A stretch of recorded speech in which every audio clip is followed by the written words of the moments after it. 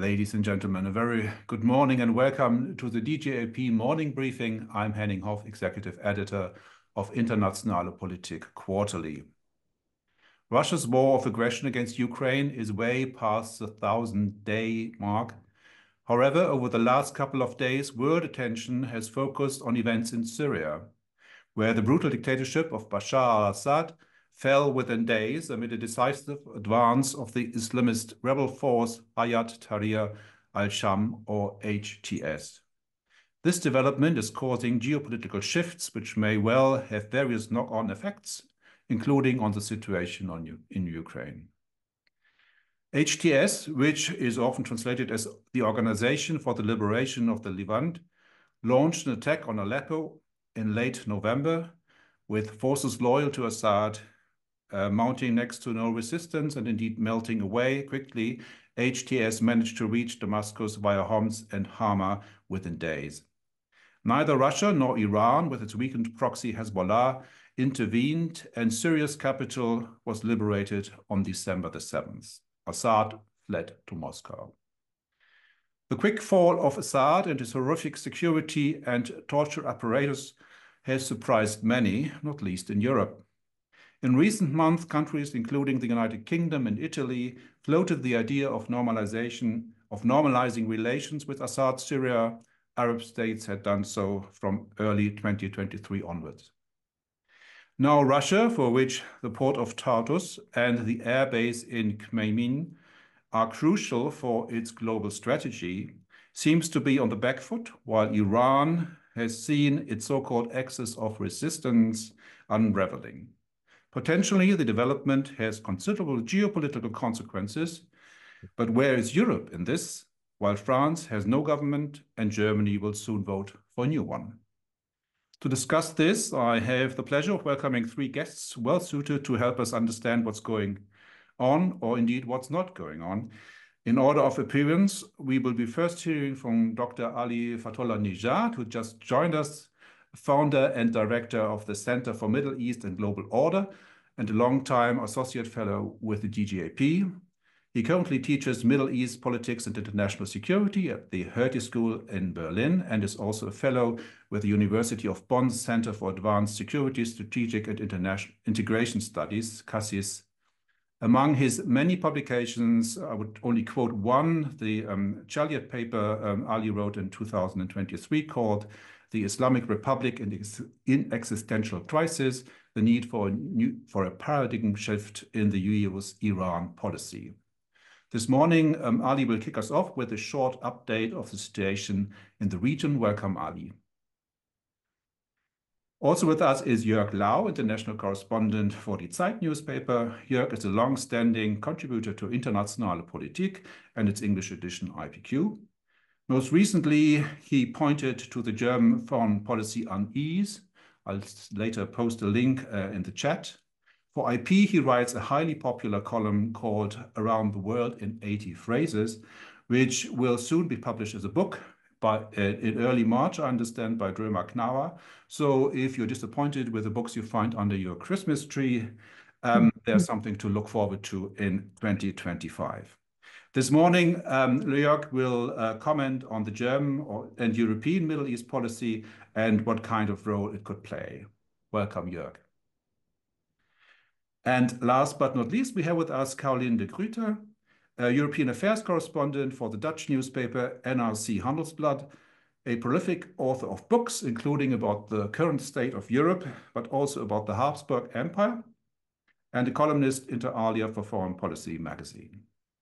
Caroline will look ahead to the Foreign Affairs Council on Monday, the first to be held after the start of Ursula von der Leyen's second European Commission on December the 1st, and reflect on the current domestic turmoil in France and Germany, as well as on Europe's capacity to act. Welcome, Caroline.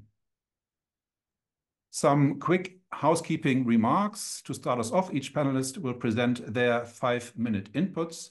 After some discussion on the panel, about 30 minutes in, we'll be opening for your questions and comments. For the Q&A, please raise your hand, introduce yourself, and put your question in person to the panel. You're also welcome to submit questions and comments via the chat function. Please note that the briefing will be recorded and subsequently published, and that we have to close on time at 9:30 a.m. And with a quick word of thanks to my DGAP colleagues Jan Stöckmann and Mila Nitsch and many others here who keep these briefings running, let's turn over to Ali for the first input. Please. Good morning, Henning. Good to be with you, Jörg, Caroline. Great pleasure to be with you. So I'm going to just say a few words about what is still unfolding, obviously. But I think as a necessary starting point, it is important to go back a few months back into late September, when this process, what I call the process of unraveling of the so-called axis of resistance led by Iran, has been starting or has seen a culmination with Israel's pounding of Hezbollah. And this is absolutely crucial because all that has been happening in Syria with the fall of the Assad regime could not have been possible with all of that. Which is to say that there have been, after October 7, 2023, there's been a process of unraveling of the axis of resistance. And obviously, Hezbollah has been the military crown jewel within this axis. And it has been decimated and decapitated by Israel. Which has, of course, been a huge blow, not only to the organization, but also to Iran's regional policy. And Syria, in all of that, was also crucial, although from the beginning of the war, we've seen that also, ministers from the Assad regime did say that they're not interested in entering the war because they couldn't handle it economically, which is true. But on the other hand, Syria served as the indispensable transit route for Iranian weapons into Lebanon or into Hezbollah, or for Hezbollah. But also, of course, traditionally for Hamas as well. And then the HTS-led offensive against the Assad regime came immediately after the kind of deal that was struck between Hezbollah and Israel, the ceasefire. And so that the rebels and the opposition to Assad knew that, first of all, Hezbollah is just a shadow of itself. It couldn't be mobilized also because of the ceasefire deal. So they took this opportunity to launch this blitz offensive. And on the other hand, the Iranians were totally unable to mobilize the forces that they used to mobilize a decade ago when they, together with the Russians, had saved Assad from being toppled. Back then, they were able to amass a kind of international Shia brigades, the Zainabiyun and Fatimiyun brigades, based, with Afghans and Pakistanis. And also Hezbollah, of course, which was heavily involved. But this time around, even they couldn't mobilize the pro-Iranian Shia militias in Iraq that are under the umbrella of the so-called PMF, the Popular Mobilization Forces. And the PMF had rejected such a call. It was, the Iranians were very much surprised by all of that, although they don't admit it. But it is a huge defeat. It's a watershed moment in the entire geopolitics of the region, and of course, a lot is still unfolding. But what we can say is, first of all, it's cause for celebration, because it's the end of one of the most ruthless regimes on the planet, the Assad dynasty, which has ruled brutally over Syria for over half a decade. Now, the HDS is an Islamist organization. It has formerly been an organization that has been, close to Al-Qaeda and also the Islamic State. But it has seen some kind of moderation, but it's still an Islamic fundamentalist organization. And we'll see how all of that will unfold. There are a lot of other actors in Syria. The first statements that we've heard from the new rulers in Syria could spark some hope that some inclusivity is in the cards, but it also depends on the international community and other factors. And then, of course, over the last few days, we've seen Israeli military actions, 480 of them within only 48 hours against Syria's military installations.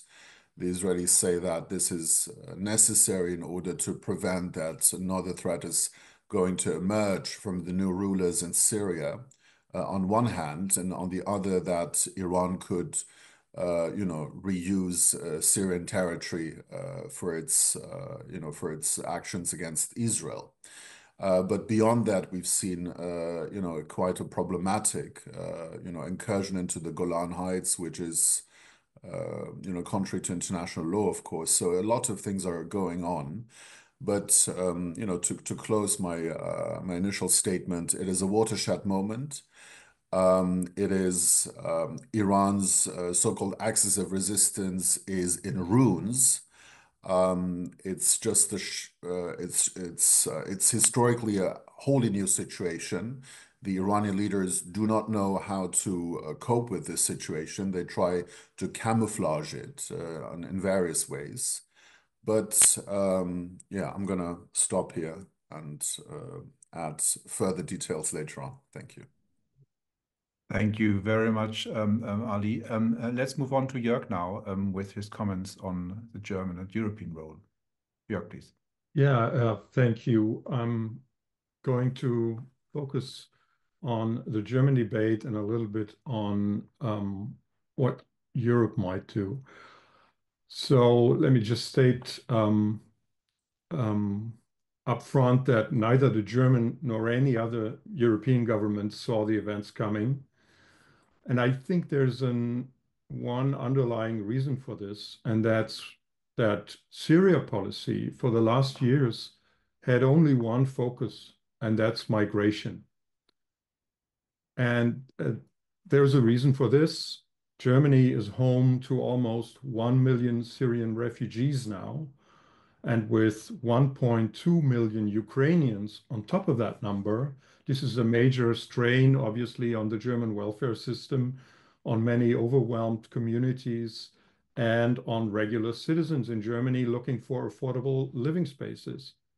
Still, I think the sole focus on migration when it comes to Syria is certainly not worthy of the most powerful country in the EU.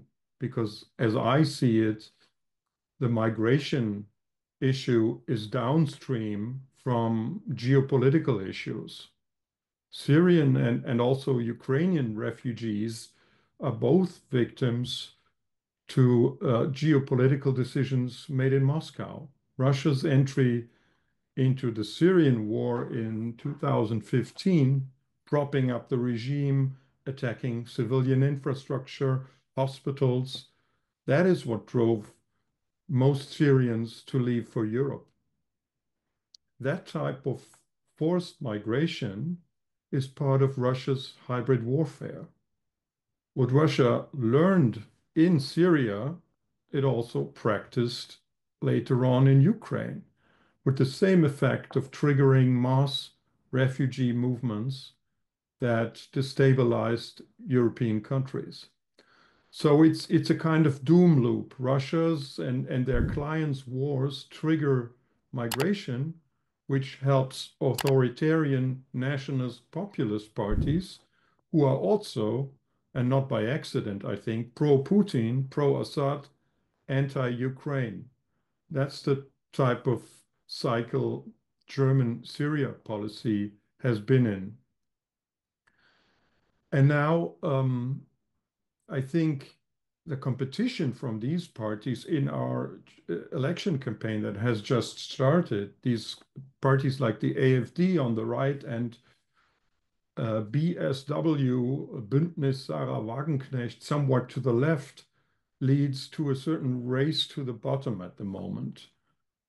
This election coming up at the end of February is going to be dominated by the Ukraine issue, but also now obviously by the issue of refugees from Syria.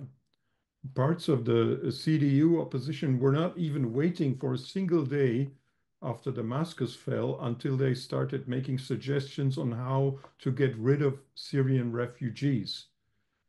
This, I think, is not only shameful from a humanitarian point of view, it's also very narrow-minded from the standpoint of European foreign policy.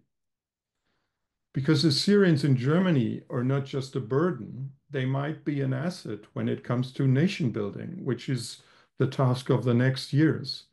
They might be even leverage, they might help influence things on the ground in Syria. For example, many of the best legal minds from Syria are in Germany, but also doctors, engineers, politicians in exile. And the German government has very good contacts in these circles, has rallied them, and for years made plans on how to do nation building in Syria. These days, this is hardly ever mentioned in the German debate, and that's a shame, I think. The only thing you hear is partly, I think, ridiculous ideas of how to get rid of the Syrian refugees, for example, by chartering flights and handing 1,000 euro to those willing to return. And I think the fixation on reversing migration and on the prevention of further refugees by deterring them is in danger of blinding the Europeans, not just the Germans, for the regional and geopolitical challenges and opportunities that arise from the fall of the regime. Just yesterday, to finish my introductory remarks, Annalena Baerbock, our foreign minister, tried to counter this domination of the Syria question by domestic policy issues with an 8-point plan. And I'm going to mention the main points here for our discussion, and then maybe we can discuss if it's really a plan or if it's just another declamation of principles. So point one is peaceful transfer of power, inclusive government, power sharing with all minorities and political groupings that should be brought to the table. Point two, Syrian sovereignty, no interference by outside powers, which includes German partners, obviously, like Israel and Turkey. Dealing with the new power brokers from HTS, provided they respect women's and minorities' rights, is the third point. The fourth point is humanitarian assistance and reconstruction. Fifth point, holding the regime accountable for its crimes and violations as a basis of reconciliation. German offers to help with legal expertise. The sixth point is destruction of chemical weapons. And seventh point, naming a special emissary and coordinator who will work from Beirut for the time being, not from Damascus. And the eighth point is coordinating the eventual return of the refugees in Europe and with the UN. So no unilateral moves there. As always, with German foreign policy, this is a mix of wishful thinking and workable ideas, I think, and we can discuss which of these might be worth taking up. Other issues are not mentioned at the time. Israel is obviously not willing to wait for the Germans to disarm the Syrian army. Neither is the US willing to wait with their campaign against ISIS, nor the Turks with theirs against the Kurds. So how do we deal with these actions by our very close partners? And one thing I would like to mention that is often not discussed, because I said that the migration issue is downstream from geopolitics. I think the change in the regime change in Damascus would not have been possible, and Ali just mentioned that, without the actions of Israel against Hezbollah. That's an uncomfortable truth, but also not without the resistance of Ukrainians against Russia.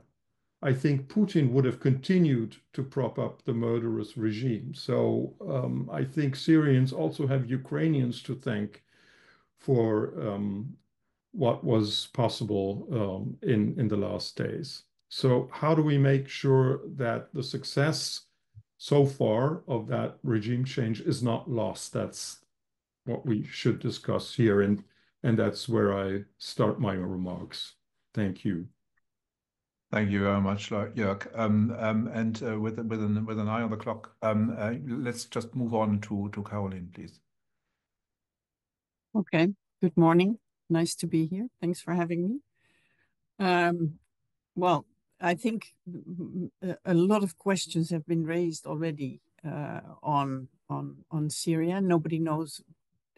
Everybody was surprised. I was in a conference in Italy last week when the French government fell, and then everybody was scrambling to get news and make up their minds about it. And by the time we got back, Assad had fled to Moscow. So lots of interesting things. And since there is no real European foreign policy, all the 27 EU capitals, they have different ideas. And that starts indeed with migration. But there are many other questions, of course. The opposition, a part of the opposition had a terrorist label. Are we going to lift that label? Are we going to keep it?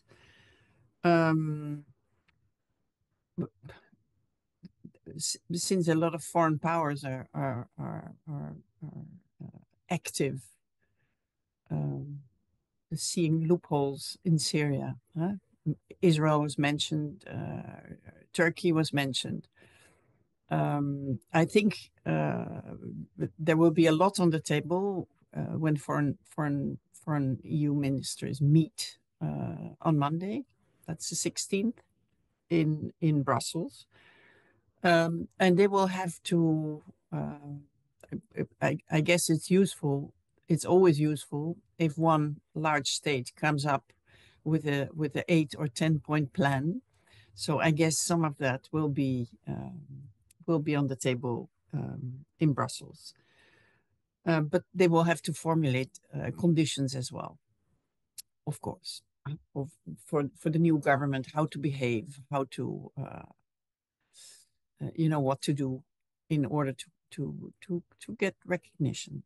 But I think no one is under the illusion that the European foreign policy statements can really alter the situation in Syria. I think there is a lot of, it was mentioned before, Europe is a little bit in flou, as the French say. Many things are unclear because what happens in the two largest and founding countries, France and Germany, is unclear. I think France is the more worrisome part of the story because it is difficult to see a way out. Suddenly, the far right, the Rassemblement National, which had tried to behave in a very moderate way over the past months and last few years even, probably because Madame Le Pen wanted to show that she could be a president, that she's not an extremist and so on. And suddenly she started pulling the screws on the Barnier government, on the budget, with a long list of demands, and she wouldn't move. So there was no flexibility. And I think what many people think is that she is on trial at the moment for a large embezzlement, fraudulent behavior, siphoning away European monies to her party in France. And I believe that by the end of March, there will be a verdict, and she seems to fear that verdict very much. And so she is trying to bring down Macron himself, calling for him to resign, which I'm not sure he will do. I'm sure he won't. But it looks like quite a desperate attempt to bring him down before the end of March, and then say, I'm running for president, and hope for an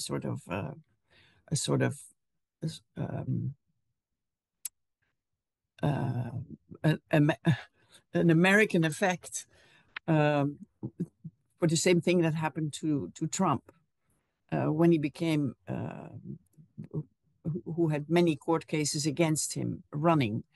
And then he became a presidential candidate, and the courts started to back off and started to say, well, we will postpone, and now it's postponed forever. So it sounds a little bit desperate, and in a country where they're not used to forming coalitions and compromise like Germany. Nobody knows where this is going, of course. So that's worrisome. I think Germany is seen in Brussels as much less worrisome, for the simple reason that it's, as you said, Henning, it's the problems are sort of dealt with in an orderly fashion. I think many know more or less, unless, you never know what TikTok is going to do in the German elections, orchestrated from Moscow, of course. But it looks like Friedrich Merz will be the next chancellor, and in many ways we know already where he wants to go. So there is stability, whether you agree with Merz's positions or not. There's stability in sight, and so I think there is some panic here and there about the broken axis between France and Germany, which is always, needs to be functioning to get Europe moving. I'm not sure there's so much worry about it, because there's one of the two is always a bit weaker and wobbly than the other. And I want to point out as well that the new leadership of European institutions is very strong this time. Usually, so we have Madame von der Leyen at the European Commission. She's a strong leader. Nobody can dispute that. I think Antonio Costa at the European Council well, he will have to prove it, of course, now, but he's seen as a very capable person, certainly much better than the rather chaotic and egocentric Charles Michel for the past 5 years. Kaja Kallas at the EEAS doing foreign policy is also strong. And this is rather unusual, because usually the 27 leaders, they appoint weaklings, whom they can dominate. So I think they've seen that we are living in interesting times, and that perhaps this time we need strong people, capable people. So I think from Brussels, the view is not so desperate. Let me leave it there. Thank you very much. It will be very interesting, as you say, sort of how the new foreign policy chief, Kaja Kallas, will also sort of do the situations. She has started giving interviews on it, sort of welcoming the fall of Assad inter alia. So, but before I open up, I would like to do a quick round around the panel again, starting with Ali. You've sort of advocated for a new approach for Europe to Iran in particular. Do you see this is the moment now to do so? And what would you recommend is the best approach Europe can now take to the region? Obviously, a lot has changed since I published that Chaillot paper, but I mean, it would have been good to reverse Iran policy back then.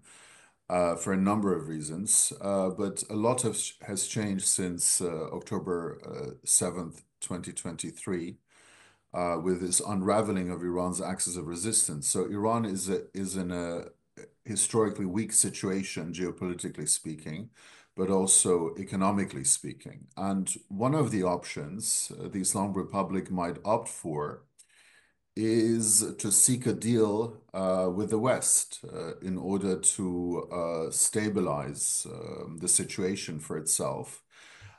This could be done, I mean, in a kind of authoritarian pact with the incoming Trump administration, although I believe that also the Trump administration or the incoming one does know about the geopolitical weakness of Iran, is maybe trying to use that in any kind of dealings.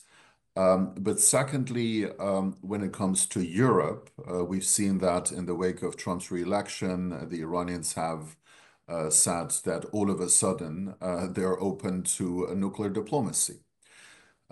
So I also think that the Europeans, and there have been meetings between the European officials and Iranian officials just a few weeks ago about the potential return to nuclear diplomacy, should be also very careful not to give the Islamic Republic the kind of concessions that it wants in terms of course, sanctions relief.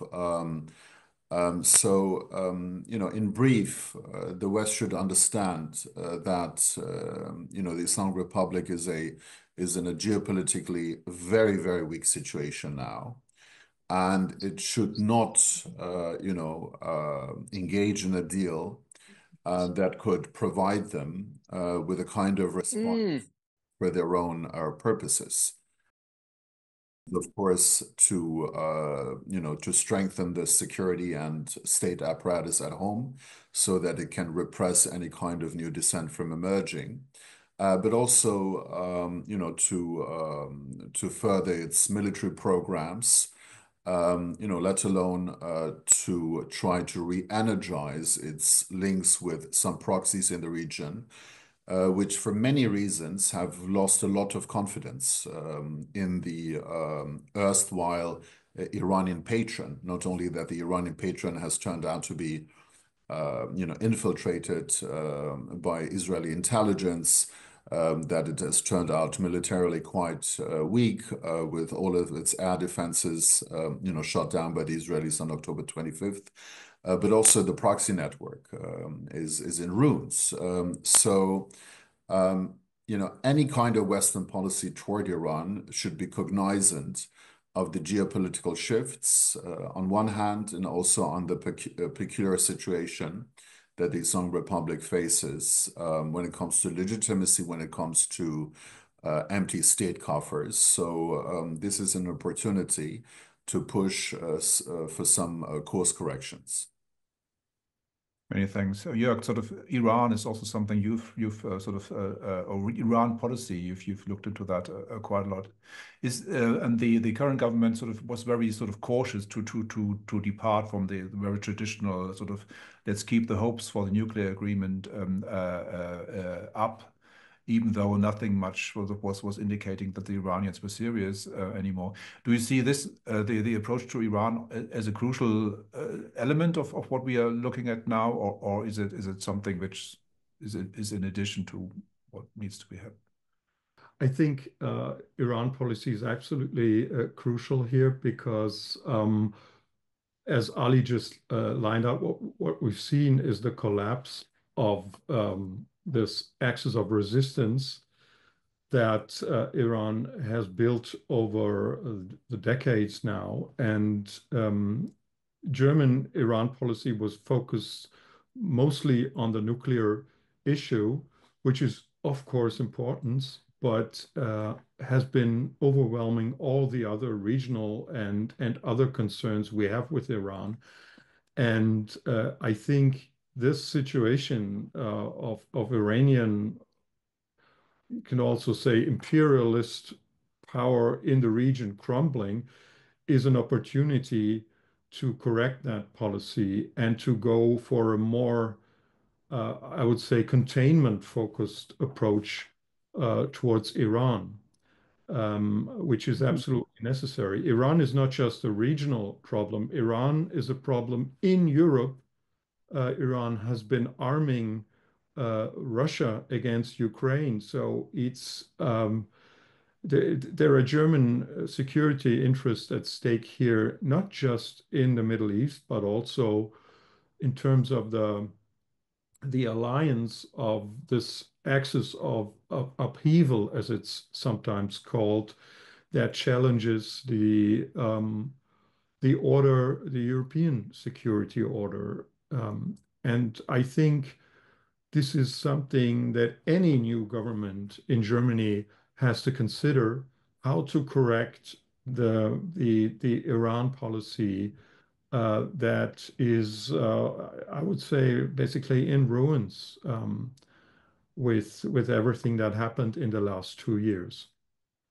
Thank you very much. And before I ask you all to raise your hand, if you can, and put questions in person to the panel, quickly to Caroline, the EU or in the shape of the former High Representative Borrell also sort of had a very mixed message to Iran. On the one hand, saying its support for Russia's war is something Europe can't tolerate.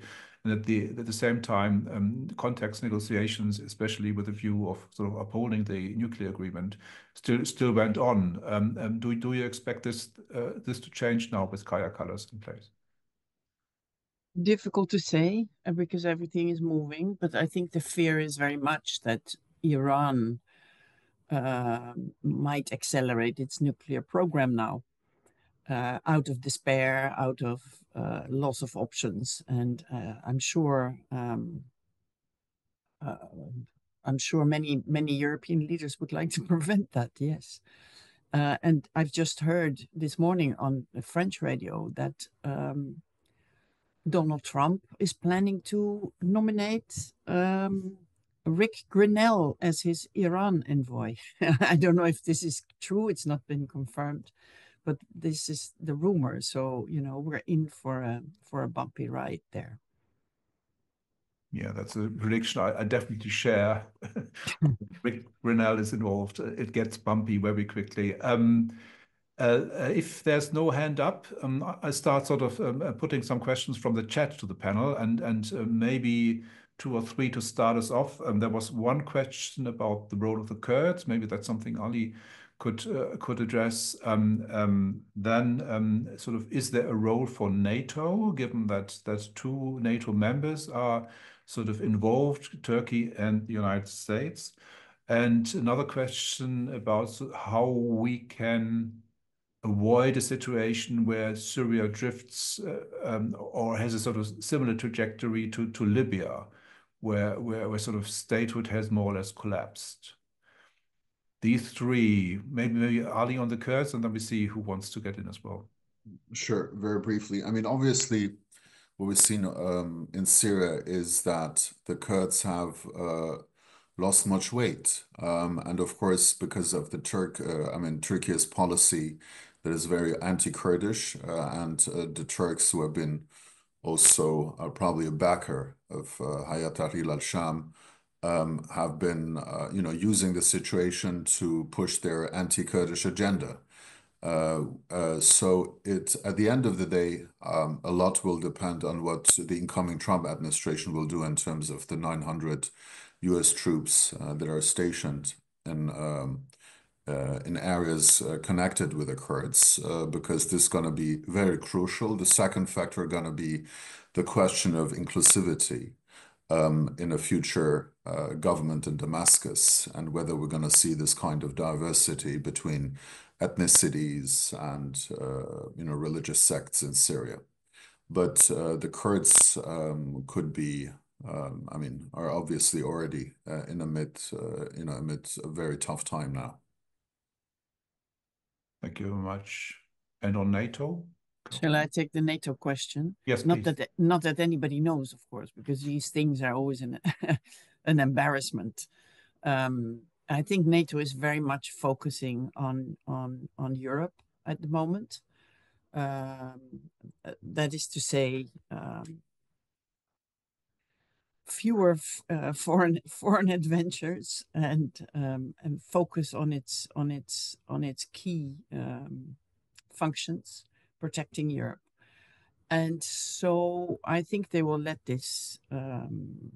Nobody has real influence on what the Americans are doing anyway, let alone on what the Turks are doing, and they have been at it for a long time in Syria, both of them. So I'm sure they will, at a certain point, it will die down, and a new situation will emerge. But nobody knows what it is. Nobody knows what will happen. What's going to happen to Syria? There's really, it's a sort of a Yugoslavia, with many different groups. I mean, it's been a long time since I've been there, but I have lived in the Middle East, and in the 1990s, in let's say the more upbeat years, and so there are lots of forces being unleashed right now with the departure of the Assad regime. And so how far Turkey will go, how far Israel and America will go, that's not something that NATO can has any influence on, I'm afraid. So it will have to keep up and focus on its core task. Thank you. Yeah. Which is difficult enough. Sorry. True. Yeah, please. Yeah, I totally agree. I think the three actors that are most powerful for the moment to act in Syria are Israel, Turkey, and the US. And then obviously you have Russia trying to secure their bases, and Iran trying to get a foothold with what group whatsoever they can make a deal with Iran, maybe also with the Kurds. And these three actors that are now active in Syria have not a common agenda. They all go for their own security interests. Israel, obviously, in disarming the Syrian army and deterring the rebels. Turkey with their anti-Kurdish agenda, and the US still fighting ISIS.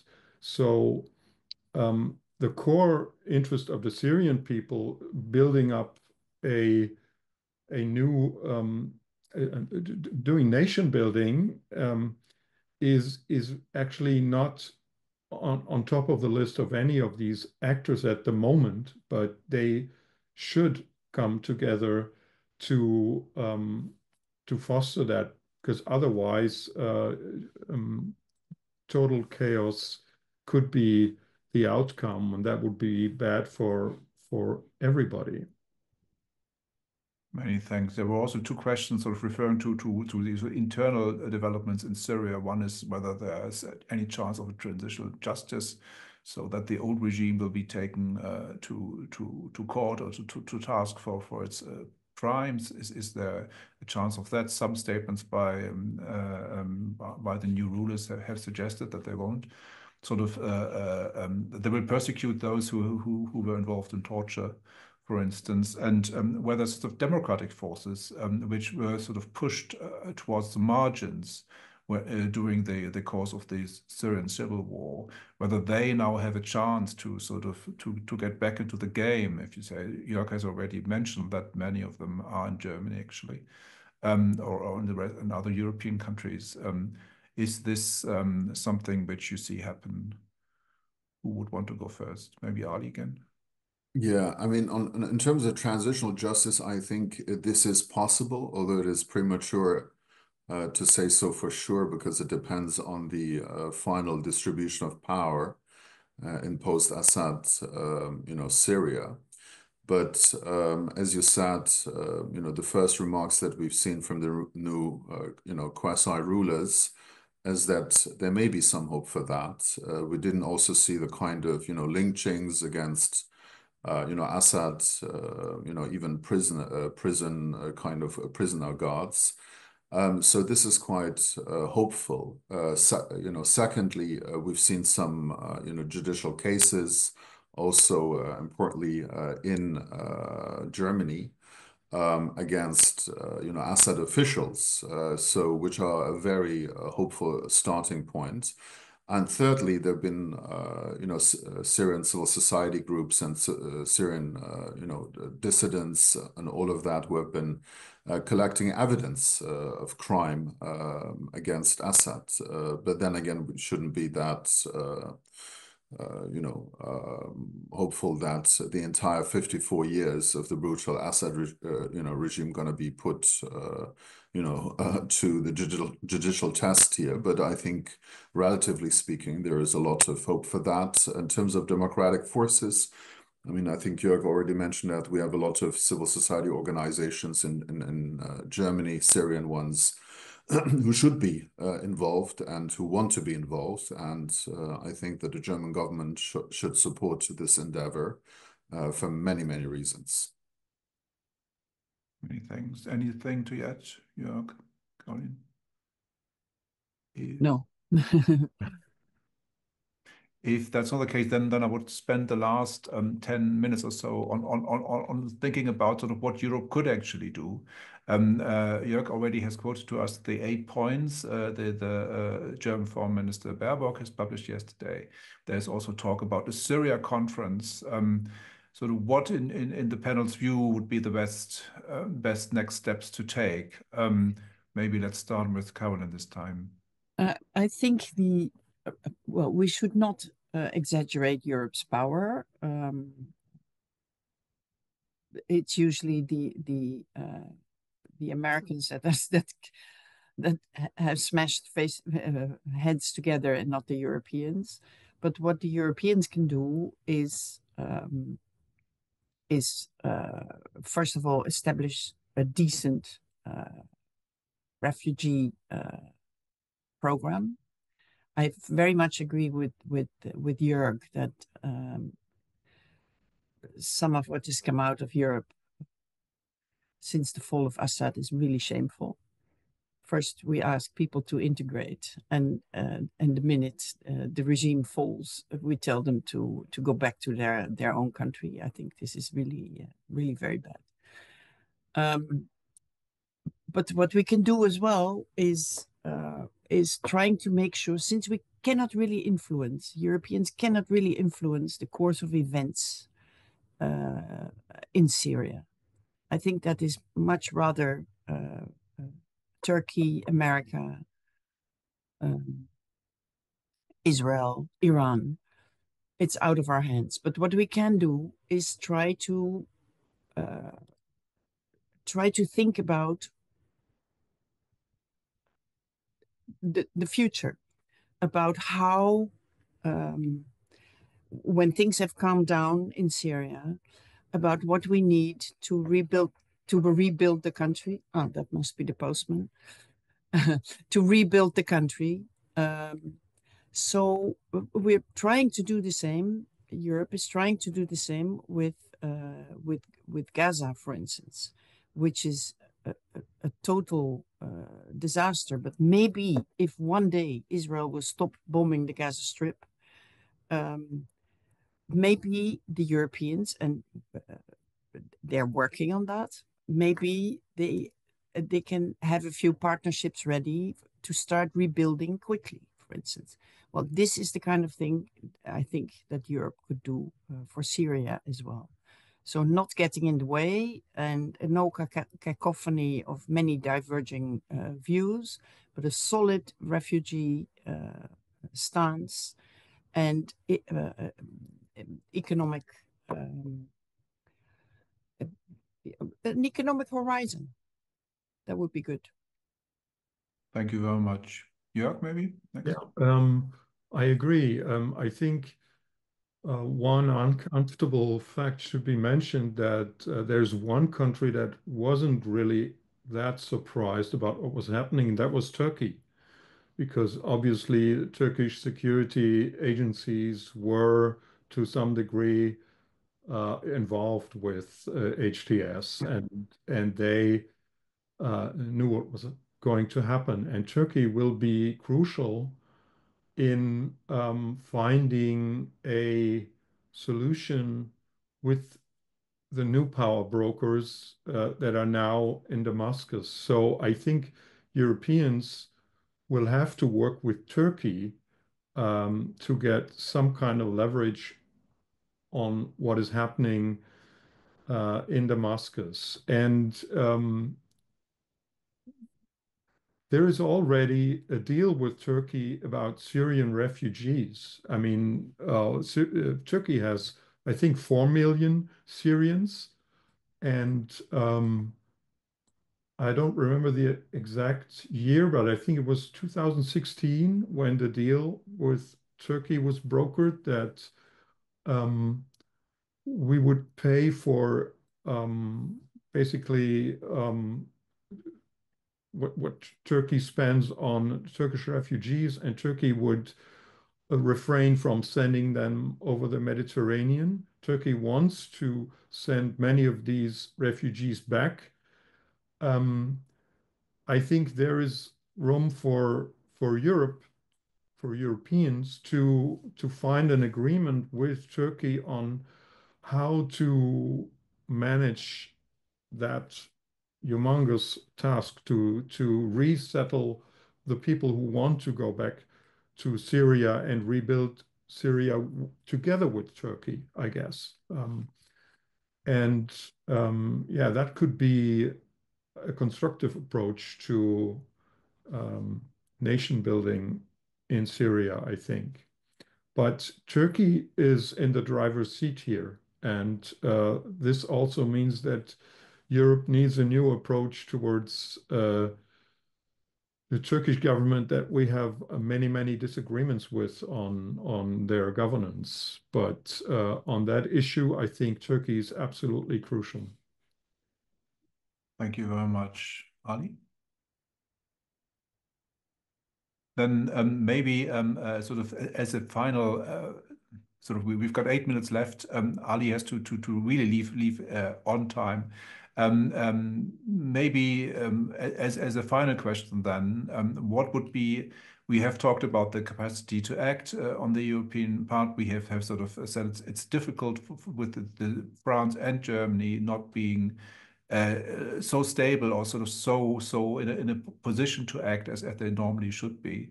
What kind of capacity would then need to be built for future cases that the EU would be in a stronger position to sort of to offer help or to influence the situation in some way?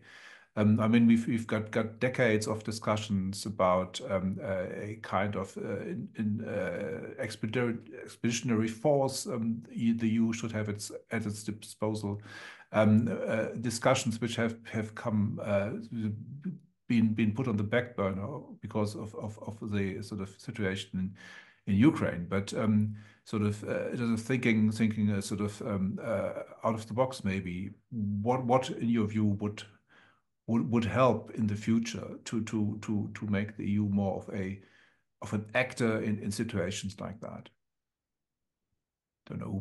You're referring to situations like Syria. Yes, like sort of a sort of a fundamental geopolitical shift we are seeing at our doorstep, basically, which we once again sort of see ourselves sort of basically sort of bystanders.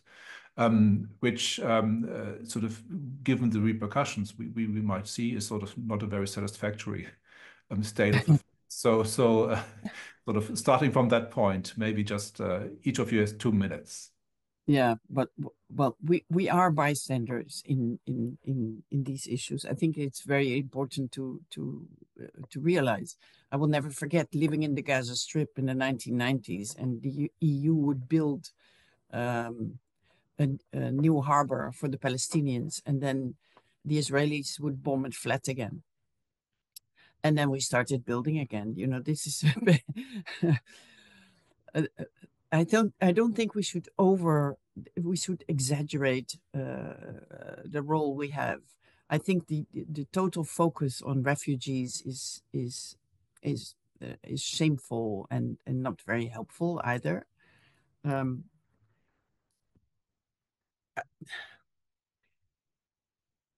I think it is for the EU. What it is going through is that for a long time we have come with beautiful lists of all the requirements for other countries to more or less become like us. Well, that has failed in many ways. The other countries are not becoming like us.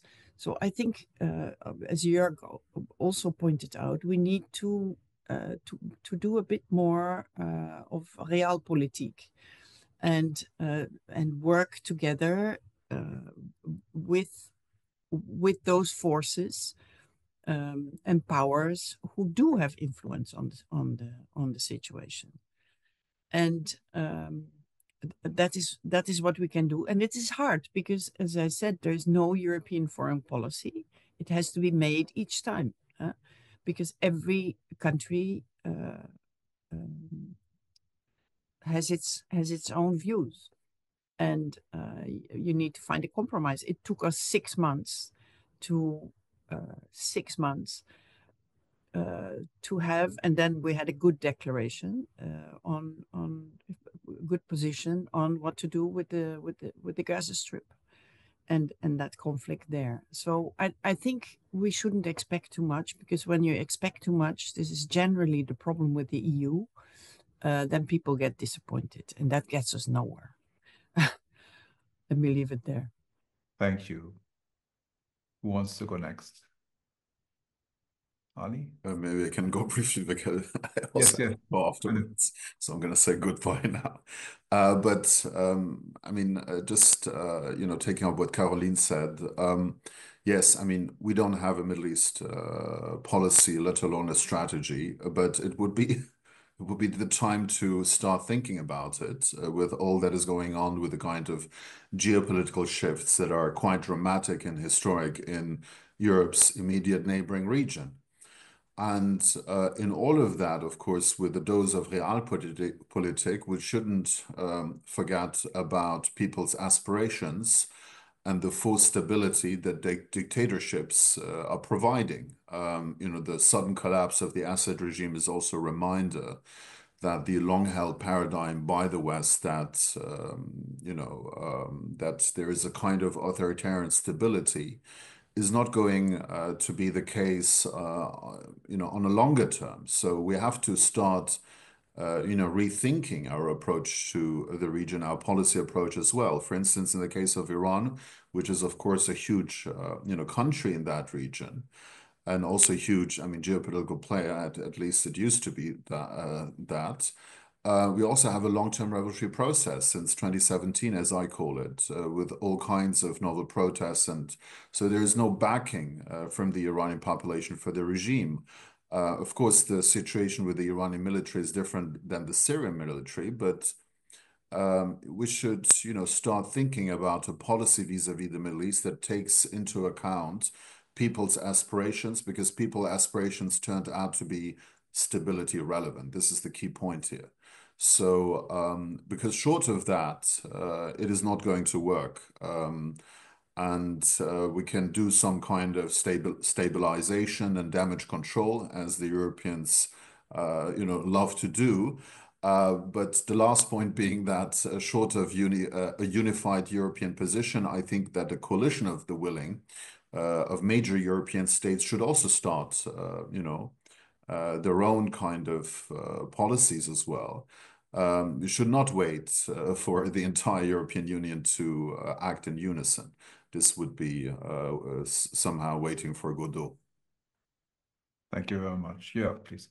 Yeah, I think just to add, there are some overlapping interests that shouldn't be too hard to find a consensus on in Europe. And that is first and foremost securing the Syrian transition so it will not end up in total chaos. And there can be a European contribution here. I mean, in terms of assistance in economic terms, but also in terms of legal assistance and and so this is our first interest, that we want to secure Syria so that refugees can return, and then there are other interests like containing Iran. I already mentioned that, and also I think rolling back Russian influence in the region that has been so toxic and has accelerated the whole crisis and really put European welfare states to the test by triggering these huge waves of refugees. So I think it should be possible to agree that these are our interests in Syria, and I mean, not to forget, Europeans have acted in a good way in taking in so many Syrian refugees. So there is some goodwill there, I think, to work with for any new Syrian government with the Europeans, and I think you can build on this. So it's not all doom and gloom, and we're not totally helpless. We were actors in this crisis, not on the security and military side, but very important actors as well. Yeah. Thank you very much. And with that, I bring this morning briefing to a close. Please join me in thanking our three panelists, Ali Fathollah-Nejad, Caroline Gruyter, and Jörg Lau. This was the last briefing of 2024. It feels a little early, but it's for me to then wish you happy holidays and a very good 2025, and see you in the new year. A very good morning to all.